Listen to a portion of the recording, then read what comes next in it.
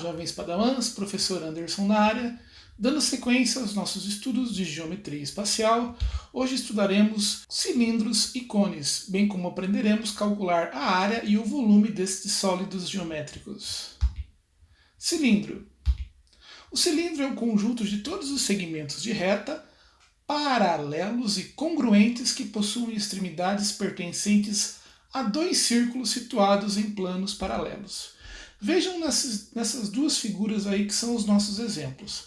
Você tem planos alfa e beta paralelos, alfa e beta paralelos. Em cada um desses planos nós temos círculos. A diferença é que na nossa figura do lado esquerdo, os segmentos de reta que unem os círculos que estão aqui entre os planos alfa e beta são segmentos que formam um ângulo de 90 graus com estes planos. Todos esses segmentos têm o mesmo tamanho, por isso os segmentos de reta paralelos e congruentes, possuem a mesma medida, e as extremidades estão nestes círculos. A diferença da figura do lado esquerdo para a figura do lado direito é exatamente essa. Nessa figura, os segmentos de reta formam um ângulo de 90 graus, são perpendiculares aos planos aí dos círculos, e no caso da figura do lado direito, os segmentos de reta não são perpendiculares, são oblíquos. Então, por isso que no nosso lado esquerdo nós temos um exemplo de cilindro reto, e no nosso lado direito nós temos um exemplo de cilindro oblíquo. Elementos do cilindro. As bases, que são os círculos que pertencem aos planos paralelos, neste caso C1 e C2, que pertencem respectivamente aos planos alfa e beta. As geratrizes. Geratrizes são todos os segmentos de reta pertencentes às circunferências dos círculos. Perceba bem que os cilindros são todos os segmentos de reta. Imagine que infinitos segmentos de reta conectando os dois círculos C1 e C2. No caso, as geratrizes são apenas os segmentos de reta cujas extremidades estão na circunferência dos círculos, porque o círculo é todo o conjunto aqui, é toda essa região circular, e a circunferência, digamos, é apenas a borda. Então, geratrizes são todos os segmentos de reta que pertencem a esta borda, tá? Pertencem à circunferência das bases do nosso cilindro. Altura. A altura é o comprimento do segmento H, que é perpendicular aos planos alfa e beta. Portanto, é a distância entre os planos alfa e beta, é a nossa altura H do nosso cilindro. Então, a distância entre os planos alfa e beta é a altura do nosso cilindro. No caso do cilindro oblíquo, você veja que a altura é diferente da geratriz, isto é, a altura tem um comprimento diferente da geratriz. Se fosse um cilindro reto, a altura seria o mesmo comprimento de uma geratriz. A área de um cilindro. A área do cilindro é formada por as duas bases, que são círculos. Portanto, temos aqui que a base de um círculo é πr², a base o círculo superior, e o círculo inferior seria πr² também.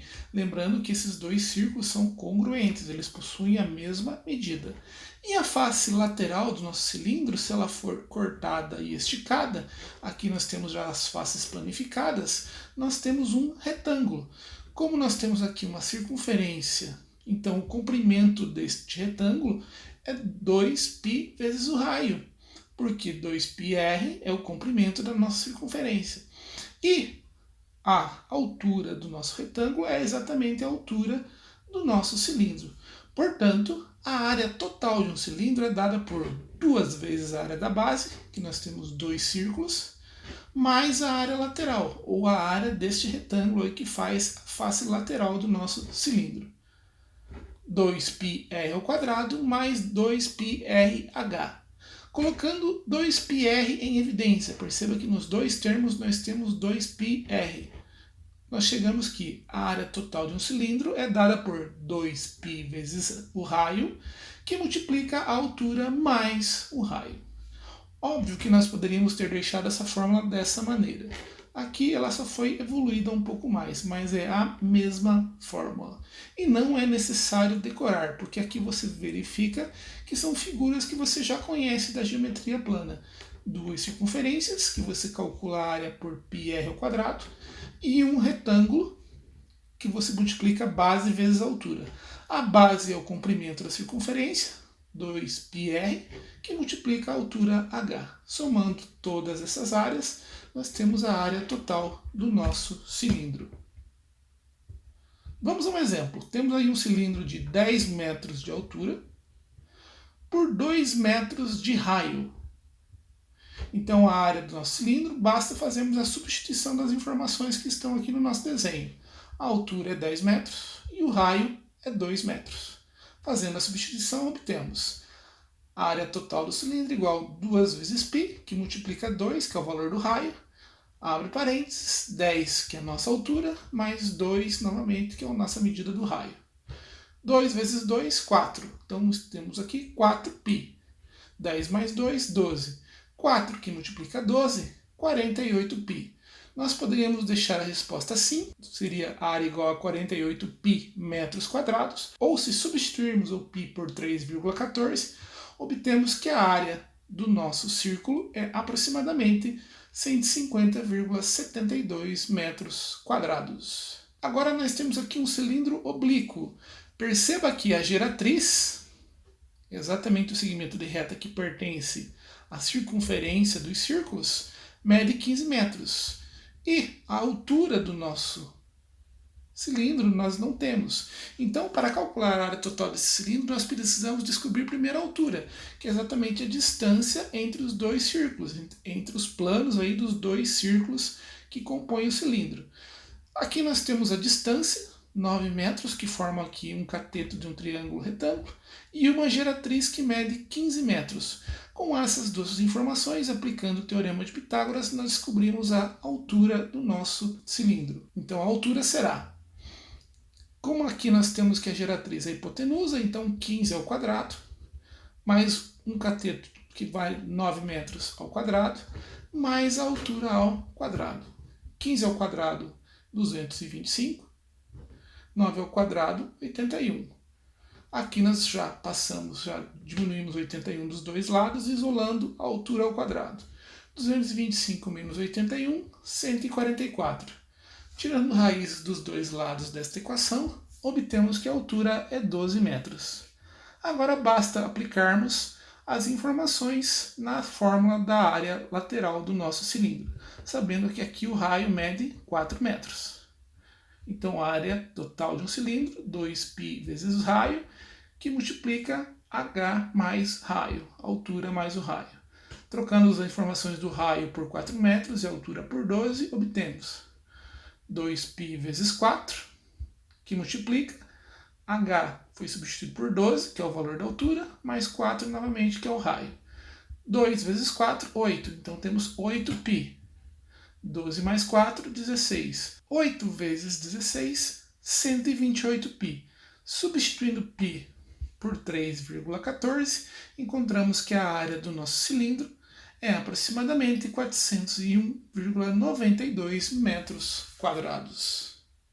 Cilindro de revolução, seção meridiana e cilindro equilátero. Se nós pegarmos um retângulo e girarmos este retângulo, fazendo que um dos seus lados seja o eixo de rotação, nós obtemos o chamado cilindro de revolução.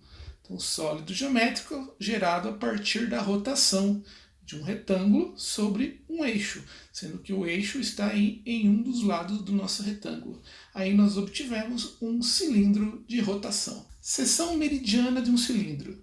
Seção meridiana do cilindro circular reto é a interseção deste com um plano que contém o eixo. A seção meridiana de um cilindro reto é um retângulo.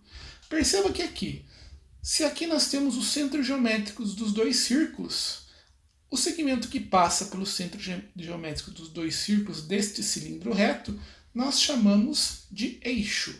Se nós passarmos um plano exatamente sobre esse eixo, nós dividimos aí o cilindro em duas partes, em dois semicilindros. Essa face que fica voltada aí do semicilindro é chamada seção meridiana do cilindro reto. E essa seção meridiana sempre será um retângulo. Já se a seção meridiana for um quadrado, nós temos um cilindro equilátero. Então perceba que um cilindro equilátero é dado quando a seção meridiana, isto é, o plano que corta exatamente sobre o eixo do nosso cilindro, for um quadrado. Esse quadrado vai sempre medir 2 vezes o raio, os seus lados. Portanto, a altura de um cilindro equilátero sempre será 2 vezes o raio de suas bases. Volume de um cilindro. O volume de um cilindro é dado pelo produto da área da base vezes a altura. Então, se eu tenho um cilindro aqui de raio R da base e altura H, o volume desse cilindro será πr ao quadrado, que é a área da base, vezes a altura H do nosso cilindro. Pegando este cilindro como exemplo, ele tem 10 metros de altura e 2 metros de raio. O volume desse cilindro será πr ao quadrado vezes a altura. A área da base, πr ao quadrado, que multiplica a altura. Substituindo R por 2 e H por 10, obtemos π, que multiplica 2 ao quadrado, vezes 10. 2 ao quadrado, 4, vezes 10, 40π. Se substituirmos π por 3,14, obtemos que o volume deste cilindro é igual a 125,6 metros cúbicos. Cone. O cone é um sólido geométrico que possui uma base circular formada por segmentos de reta que tem uma extremidade num vértice V, em comum, e possui uma altura h, caracterizada pela distância do vértice do cone ao plano da base, formando o ângulo de 90 graus. Neste exemplo, você tem a figura de um cone reto. Percebam que a altura do cone, isto é, a distância entre esse vértice até a base do cone, forma ângulo de 90 graus e coincide com o centro geométrico aí do nosso círculo. Portanto, trata-se de um cone reto. E nós percebemos que as geratrizes desse cone, isto é, os segmentos de reta que pertencem aqui à circunferência da base, possuem todas a mesma medida. Já nos cones chamados oblíquos, você verifica que a altura do cone não coincide com o centro geométrico de sua base. Portanto, esses cones são considerados cones oblíquos. E estes cones oblíquos possuem geratrizes, isto é, segmentos que vão da base até o vértice, de tamanhos diferentes. Cone equilátero. Vamos primeiro saber o que é a seção meridiana de um cone. É similar ao conceito de seção meridiana do cilindro. É a interseção do cone com um plano que contém o eixo deste cone. Então aqui nós temos este exemplo. Nós temos a base do cone, que é um círculo, o centro geométrico dele. Exatamente aqui nós temos o eixo, que corresponde também à altura do nosso cone. Se nós cortarmos este cone com o plano, nós obteremos esta figura, este triângulo. Portanto, aqui nós temos a seção meridiana do nosso cone. Quando a seção meridiana do nosso cone tiver as seguintes medidas, sempre a seção meridiana será a base dela 2 vezes o raio, que é o diâmetro aí do nosso círculo, que é a base do cone. E quando a geratriz deste cone for também igual a 2 vezes o raio, nós obtemos assim um cone equilátero. Então perceba que um cone equilátero tem seção meridiana que forma um triângulo equilátero. E esse triângulo equilátero tem lados com medidas igual a 2 vezes o raio. Quando a geratriz tem um comprimento igual ao dobro do comprimento do raio, temos um cone equilátero. Área total de um cone. Se nós planificarmos o cone, nós obtemos aqui um círculo, que nós já sabemos calcular a área, e um setor circular, que é um pedaço de um círculo. Para calcularmos a área total deste cone, temos a seguinte fórmula. A área é igual à área da base mais a área lateral. A área da base é πr ao quadrado. E a área lateral do nosso setor circular aí que forma o nosso cone, nós temos que essa área é dada por π, que multiplica r, que multiplica g, que é a nossa geratriz. Colocando π e r em evidência, temos que a área total do cone é igual a π vezes r, que multiplica r mais g, sendo r o raio e g a geratriz. Então, lembrando que aqui nós temos um cone reto, que possui geratrizes iguais em toda a seção aí da circunferência da base. Vamos calcular a área total deste cone. π vezes R, que multiplica R mais G. O raio da base nós não temos, mas nós temos o valor da geratriz e temos o valor da altura. Fazendo Pitágoras, nós descobrimos o valor do raio da base. 10 ao quadrado, que é a nossa hipotenusa, é igual a 8 ao quadrado, que é a altura do nosso cone, mais o raio ao quadrado, que seria o raio da nossa base. Isolando o raio, obtemos que r ao quadrado é igual a 100 menos 64, r ao quadrado é igual a 36, tirando raiz dos dois lados, obtemos que r é igual a 6. Basta agora colocarmos esses valores na fórmula da área total do cone.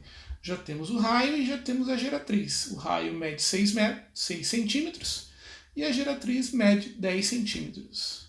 Fazendo a substituição, temos a área total igual a πr, que multiplica r mais g, π, que multiplica 6, que é o valor do raio que nós calculamos, que multiplica 6 mais 10. Fazendo a conta primeiro entre parênteses, obtemos 6π, que multiplica 16, que dá 96π.